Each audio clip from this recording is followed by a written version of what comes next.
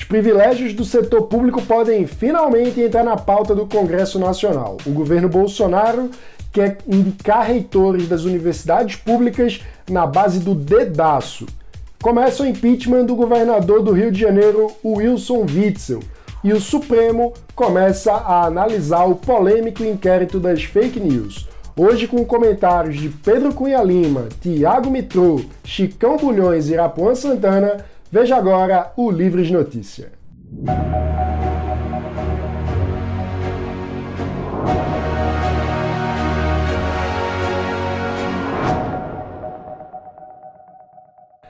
A pandemia expôs mais ainda o imenso desafio social que todos nós enfrentamos no Brasil e também escancarou de uma vez por todas a desigualdade de tratamento do poder público com os seus privilegiados, com seus preferidos, em relação àqueles que mais precisam. A diferença é abissal. A gente vive um abismo de tratamento por parte do setor público. Nesse contexto, surgiu um debate muito forte sobre a possibilidade de um programa de renda básica mais amplo, uma espécie de turbinada no programa Bolsa Família. A gente já conversou sobre isso aqui no canal, numa live muito especial e aprofundada, com a presença do nosso conselheiro acadêmico, o economista Ricardo Paz de Barros, que é um dos criadores do programa Bolsa Família. Se você ainda não tiver visto, eu recomendo muito. Mas essa semana esse tema voltou à pauta porque o presidente da Câmara, o deputado Rodrigo Maia, declarou que ele defenderia o fim dos privilégios do setor público como um meio de destinar recursos para poder financiar um programa de renda básica que consiga atender a maior parte dos brasileiros necessitados. Então, Bolsonaro, logo em seguida, também sinalizou que teria uma posição favorável a essa pauta. Então, de pronto, o deputado federal Daniel Coelho, associado do Livres, levantou a questão: se o presidente da Câmara e o presidente da República apoiam a pauta, vamos botar logo em votação, né? Vamos tirar isso do papel. Quem vai comentar pra gente essa situação é o autor da PEC dos penduricalhos, que visa acabar com todas as mordomias ligadas ao setor público, o deputado federal Pedro Cunha Lima, associado do Livres, integrante da Bancada da Liberdade. E a gente está vendo novamente esse debate sobre redução temporária dos maiores salários da administração pública. E a gente vê o presidente Bolsonaro falando que para dar sequência ao auxílio emergencial precisa reduzir temporariamente o salário do deputado. Vários deputados respondem, dizendo que topam, mas que o presidente também precisa reduzir o seu salário e seus ministros e tal. E a gente fica nessa cena política, nesse jogo de empurra, e o que tem que ser feito não é feito. Desde o primeiro mandato, eu insisto numa obviedade: a gente precisa reduzir o custo da máquina pública. Enxergar esse tema com a devida atenção.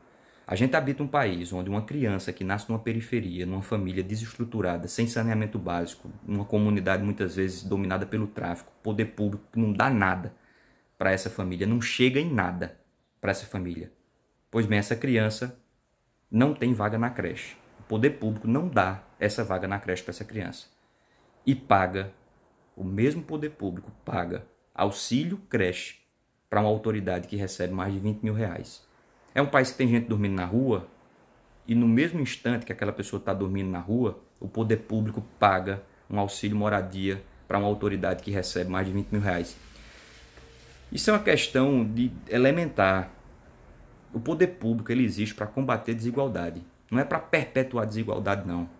O poder público existe para servir as pessoas e não se servir das pessoas. A gente tem um parlamento que custa mais de 6 bilhões de reais. Falo isso, eu não estou desmerecendo em nada o trabalho da Câmara. Eu só estou trazendo uma obviedade. E a gente tem uma oportunidade de país, de corrigir nossos erros, no meio de uma pandemia, num momento difícil, duro, que pelo menos, nesse momento tão difícil, a gente faça um gesto, faça a nossa parte. Ao invés de ficar falando, faça. Desde o primeiro mandato eu apresento vários projetos nessa direção, defendo em várias ocasiões, isso vale para os 3 poderes, que a gente discuta isso de maneira equilibrada, serena, ninguém está atacando nenhuma outra autoridade não, a gente só está querendo fazer o que é certo. Apresentei mais recentemente a PEC dos penduricalhos. Como é que um negócio desse não anda? Um país onde pessoas que recebem 1/4 do salário do ministro Supremo, ou seja, mais de 10 mil reais, Como é que a gente paga auxílio creche, auxílio livro, auxílio saúde, auxílio alimentação, auxílio mudança? Pelo amor de Deus. Então que a gente possa intensificar esse debate para fazer prevalecer o bom senso, né? E com ação, menos discussão, menos retórica e mais atitude. Eu vou seguir defendendo isso, fazendo a minha parte, faço todo mês o repasse do auxílio moradia, desde sempre. Esse dinheiro não é meu, esse dinheiro é fruto de um erro de país, asqueroso da minha visão, me perdoe aqui, não quero agredir ninguém, mas é um desenho asqueroso de país, que nega saneamento básico para metade de uma população e atende em tudo quem mais tem. Eu continuo fazendo repasse de parte do meu salário, também cumprindo a obrigação. É uma questão de consciência. Na pandemia, milhões de pessoas perderam 100% da renda. 100%. Quem está recebendo em dia e integralmente vive outra realidade. E que a gente possa se solidarizar. E de maneira assim, tranquila, de construindo uma consciência de país. Então que a gente possa intensificar esse debate e acreditar que um dia esse senso de correção, esse senso de justiça, ele vai chegar. O governo federal publicou nessa quarta-feira uma medida provisória muito preocupante, que basicamente concede ao ministro da Educação, Abraham Weintraub, o poder de indicar os reitores das universidades na base do dedaço, sem precisar se preocupar com a opinião da comunidade acadêmica, muito menos com a eleição que tradicionalmente ocorre e gera uma lista. Quem comenta pra gente agora é o membro titular da Comissão de Educação da Câmara dos Deputados, o deputado federal e associado do Livres, Tiago Mitrô. P979, editado essa quarta-feira pelo governo federal, que permite que o ministro da Educação nomeie diretamente reitores interinamente durante a pandemia, é um absurdo. Eu sou muito contra o atual processo de escolha de reitores, as eleições internas nas universidades, porque elas não representam o interesse da sociedade que é quem está pagando a conta das universidades. Elas privilegiam ali muitas vezes reitores populistas e corporativistas, afinal de contas ele é eleito pelos funcionários, professores e alunos.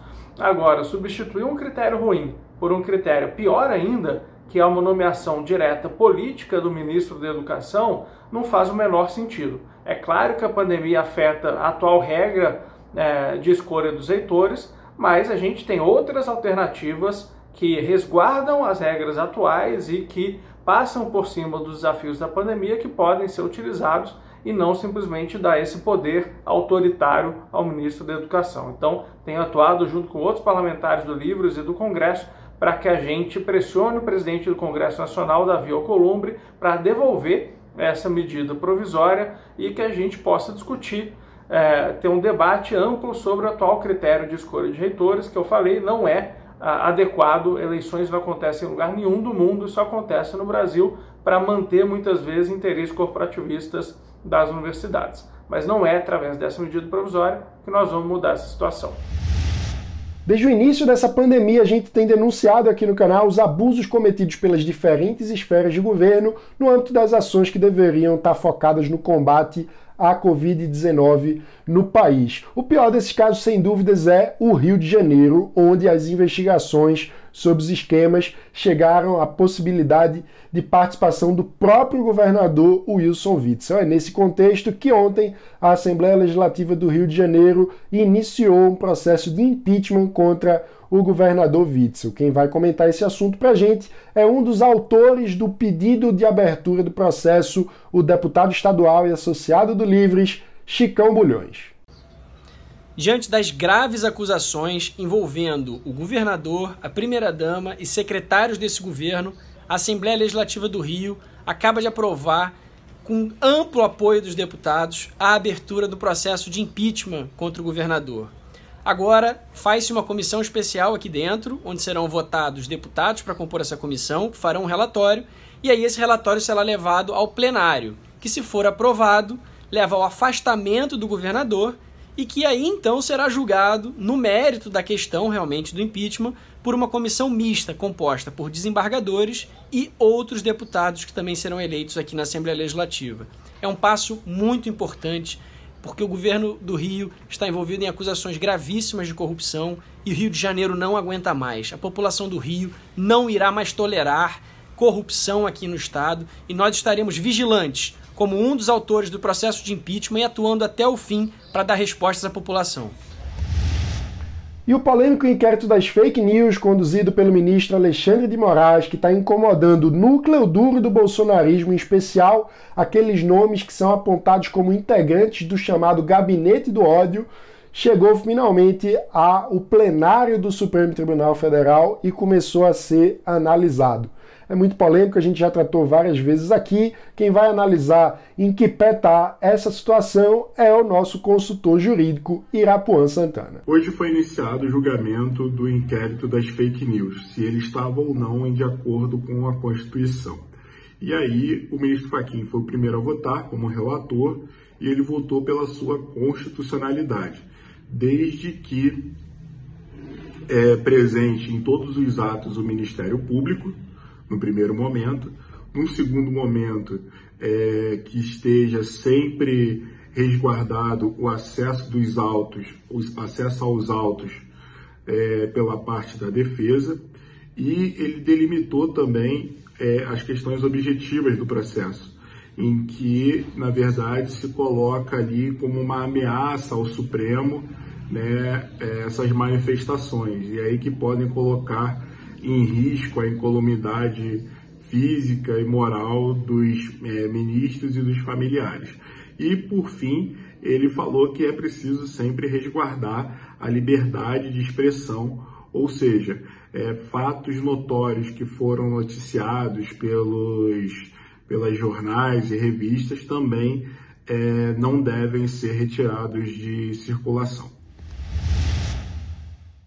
É um tremendo absurdo abrir um processo licitatório para contratar uma empresa para gastar mais de 2 milhões de reais do dinheiro do povo para um processo de licitação, onde será contratada uma empresa para multar a população do Recife. É um tremendo absurdo. Mas é justamente isso que está acontecendo. Esse processo licitatório foi aberto pela CTTU desde o dia 5 de junho. Infelizmente, usar dinheiro público, usar mais de 2 milhões de reais nesse momento de pandemia para multar o povo do Recife é uma irresponsabilidade e nós iremos denunciar, iremos entrar na justiça contra esse processo licitatório.